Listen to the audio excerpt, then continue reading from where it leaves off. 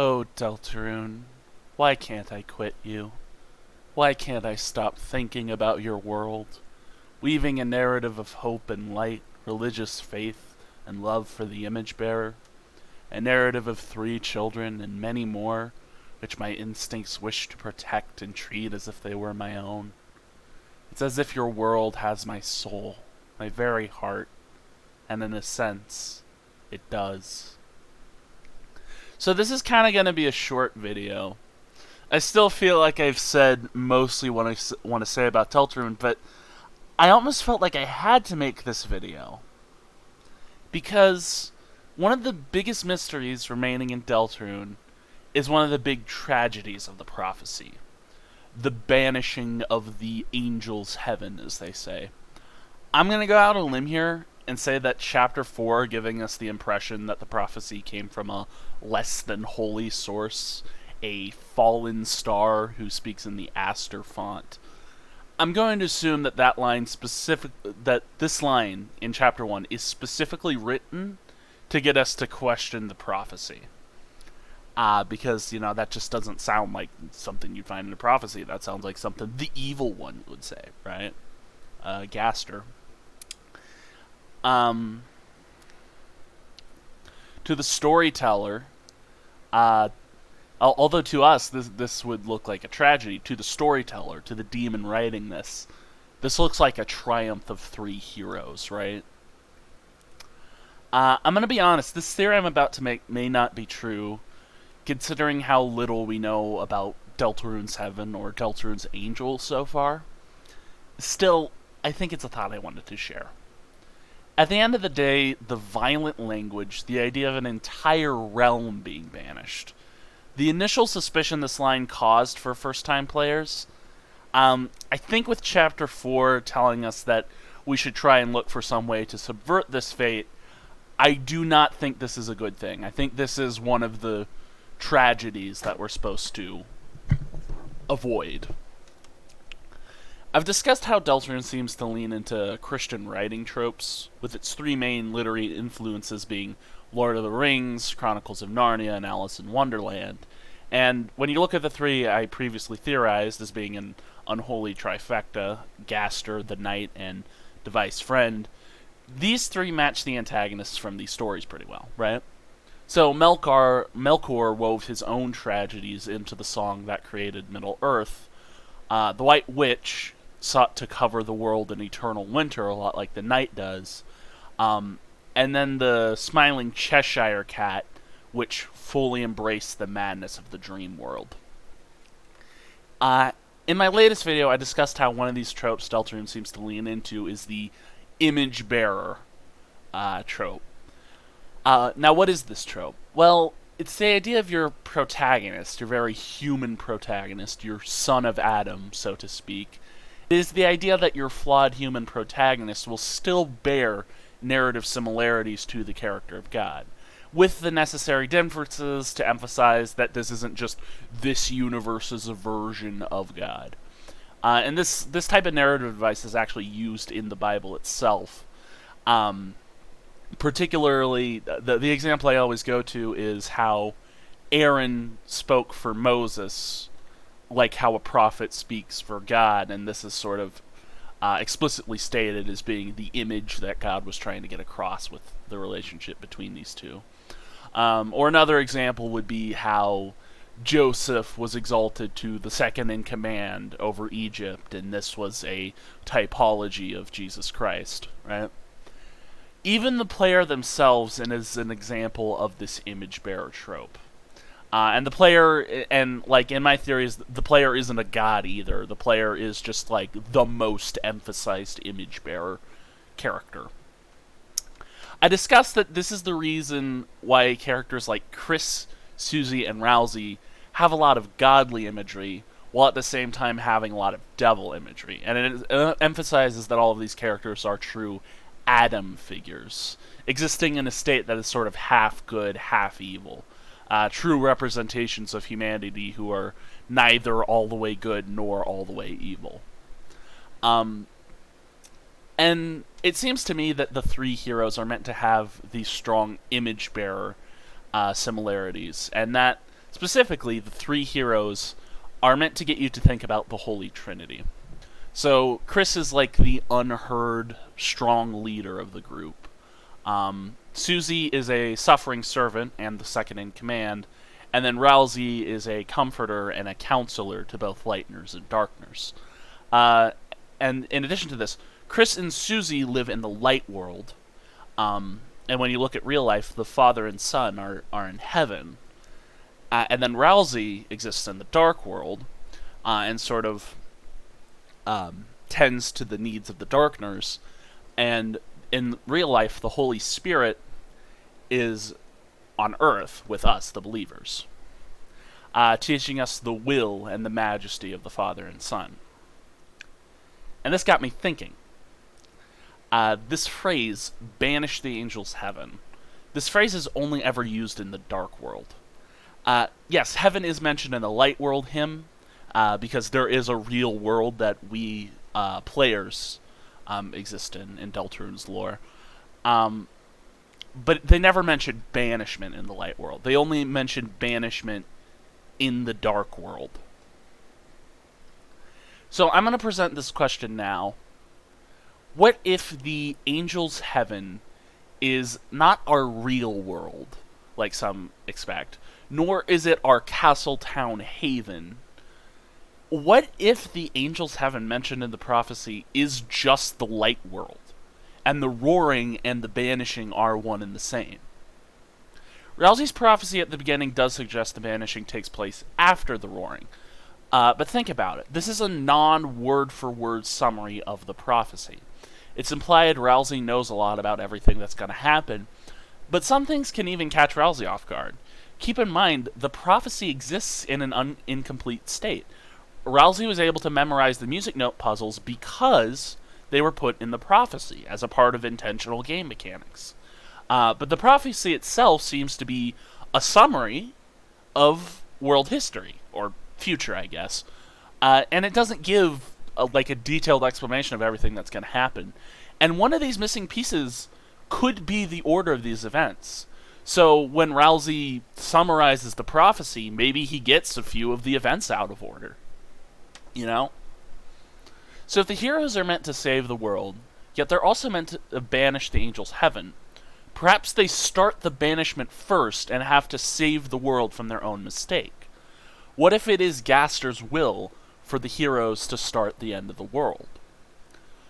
Darkners already see the Lightners as gods, angels, whatever, so it's no stretch of the imagination that the Darkners would see the light world as a heaven of sorts, making our real world heaven's heaven, and making real heaven heaven's heaven.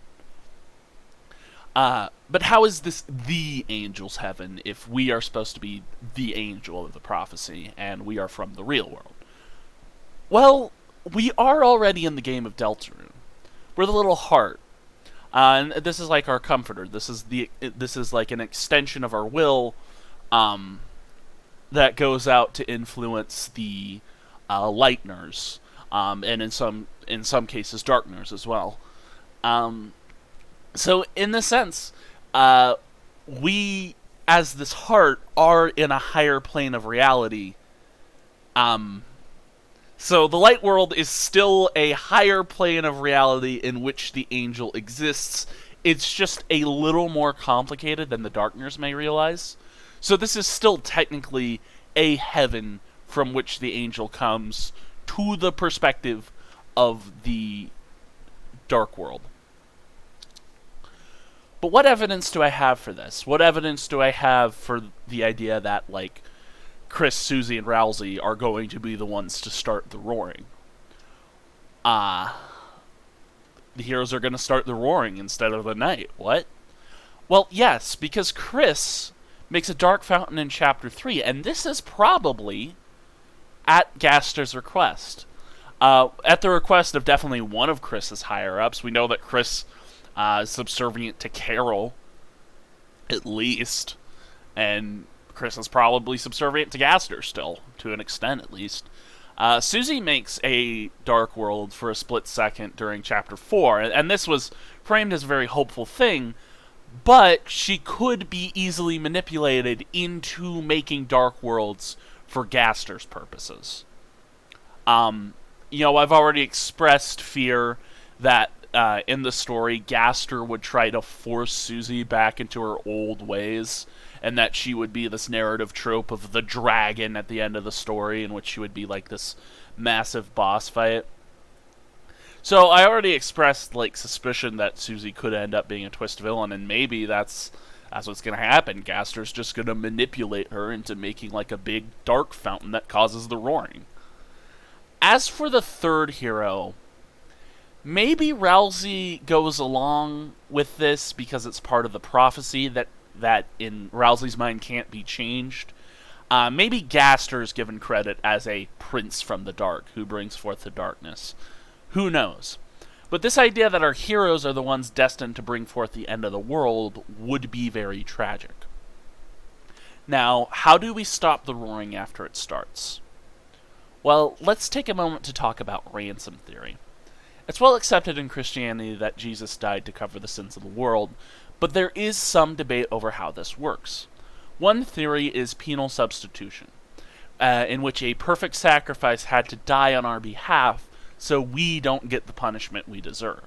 It's a way to pay the cost of justice whilst giving the guilty ones mercy. The other main theory is ransom theory, visualized in the Chronicles of Narnia.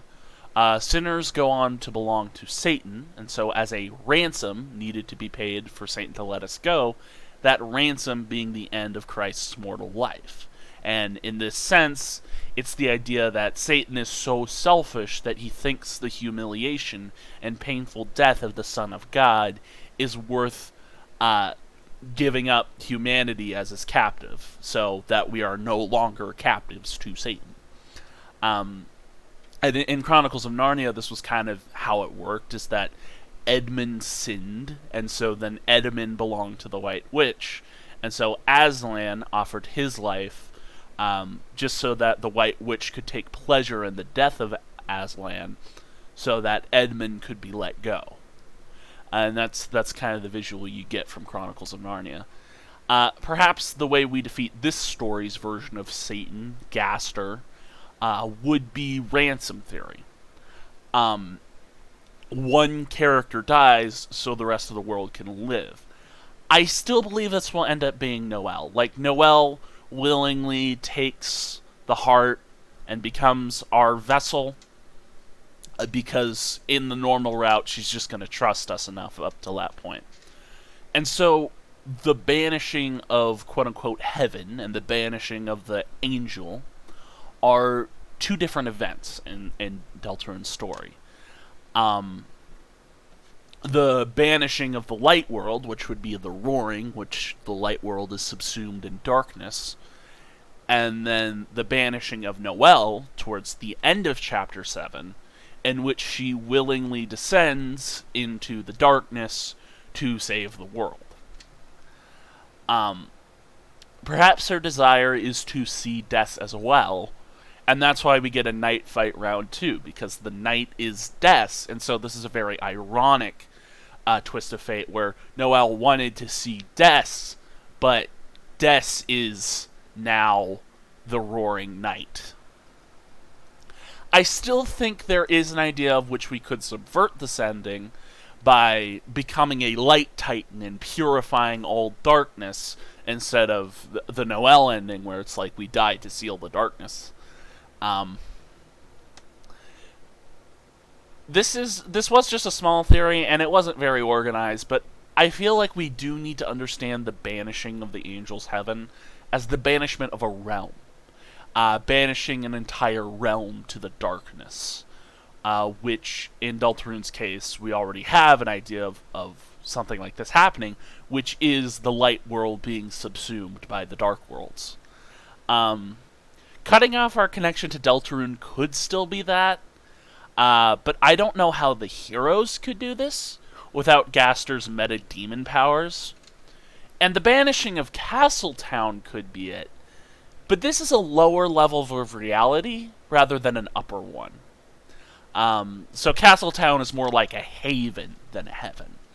I mean, it still has the image of heaven to it, but it's more literal. The more literal word for Castletown would be haven, which is something a little bit different. So I hope you'll forgive that this video was a little bit scattershot, but I do think this is an interesting idea, and I would love to see like another Deltarune theorist sort of take this theory a step further, like find maybe some more information than I did. This was one thing I thought of today, and it just clicked a lot of things together in my mind, and I just think it would be a really cool plot twist if the heroes are the ones who end up ending the world